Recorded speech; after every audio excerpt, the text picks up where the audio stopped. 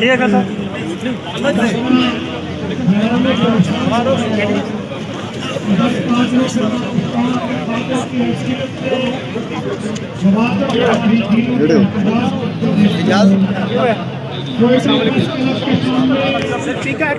حکومت صحافیوں کو اپنے قابو میں کرنا چاہتی ہے، ان کو دقت کریں، بلکہ صحافیوں کو نہیں، پورے معاشرے کو اگر دیکھا جائے تو پورے پاکستان میں کوئی بھی بندہ آواز نہ اٹھا سکے، کوئی بھی حکومت کے جو ان کے اپنے برسر اقتدار جو لوگ ہیں ان کی کوئی بات نہ کر سکے، اس لیے انہوں نے آرڈیننس پاس کیا ہے. کیا کہنا چاہیں گے آپ؟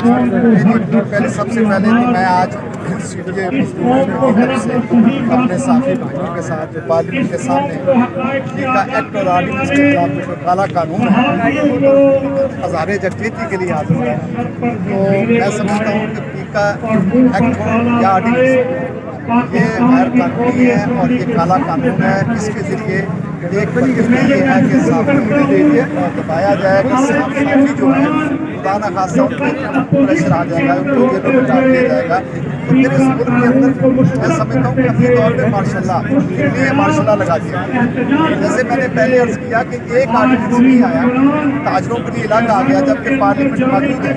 CDA کے اندر ایک آرڈیننس آیا کہ صدارتی آرڈیننس جو بلدیاتی ایکٹ کے تھا، اس میں CDA کا دائرہ جو 70 سال سے شہر کو بنانے والا دائرہ ہے، اس میں 15,000 لوگ کام کرتے ہیں، ان کو پوری طور پہ ختم کر دیا. اس کو CDA کا وہاں ہائی کورٹ سے چیلنج کیا تو ہائی کورٹ کی طرف سے ہمیں یہ لیگ ملا اور وہ 3 مارچ تک الیکشن کو روک دیا گیا. اور آج کی ڈیٹ میں پھر ایک 2 دن 4 دن پہلے ہمارا فائر بریگیڈ کا اسٹاف ہے 700 ان کی جمہوری آزادی ووٹ کے رائٹ کو چھیننے کے لیے ایک ایڈمنسٹریٹر نے ایک نوٹیفکیشن جاری کیا کہ وہاں پہ کوئی سیاسی سرگرمیاں پہ پابندی ٹریڈ یونین نہیں کر سکتے، جبکہ ہمارے ملک کا کانسٹیٹیوشن اجازت دیتا ہے، ہمارے پارلیمنٹ کا ایکٹ اجازت دیتا ہے، جس کے تحت ہم باقاعدہ طور پہ 1969 سے 99 سے ٹریڈ یونین کام کر رہے ہیں. تو اس پہ بھی CDA مزدور یونین کے ٹیم نے چیلنج کیا اور آج الحمدللہ اسلام آباد ہائی کورٹ نے وہ نوٹیفکیشن بھی سسپینڈ کر دیا. میں یہ کہنا چاہتا ہوں، میں نے پہلے بھی کہا کہ یہ صحافی، یہ سول سوسائٹی کے لوگ، یہ تاجر شرف کے دور میں اسی پارلیمنٹ کے سامنے قانون کی حکمرانی کے لیے، جمہوریت کی پاسداری کے لیے، جمہوریت کے لیے یہاں پہ آج جب ہم آ کے میں ان کا ساتھ ہوتا تھا، تقاریر کرتے تھے، تو اس وقت کے اپوزیشن میں جو لوگ تھے جو آج حکمران جماعت میں ہیں وہ ہمارے ساتھ کھڑے ہو کر یہ یقین دلاتے تھے کہ ہم آپ کی آزادی میں بات کریں گے، جمہوریت آئے گی. لیکن افسوس ہے کہ آج جمہوریت کے اندر ماشاء اللہ سے بدترین کام ہو، اور خاص کر یہ جو ہمارا چوتھا ستون ہے صحافت، اس کے اوپر وہ چاہتے ہیں کہ ان کو کنٹرول کر لیا جائے.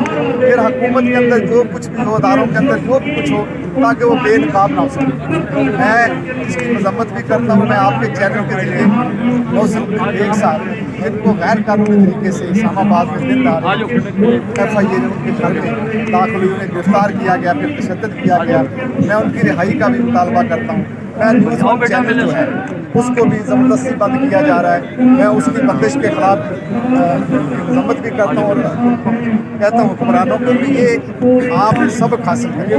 یہاں بڑے بڑے آئے، مشرف آیا، ضیاء الحق آیا، پھر دوسری سول حکومتیں بھی آج وہ نہیں رہی. آپ ان سے سب سیکھیں. آپ فرماتے تھے کہ میں مزدوروں کے لیے، میں صحافیوں کے لیے، میں اس ملک کے اندر ایک ایسا نظام لاؤں گا جو سب کے لیے یکساں ہوگا.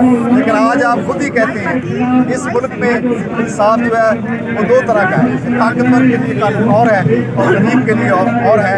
تو ہمیشہ بادشاہی اللہ کی ہے، خدا سے ڈریں.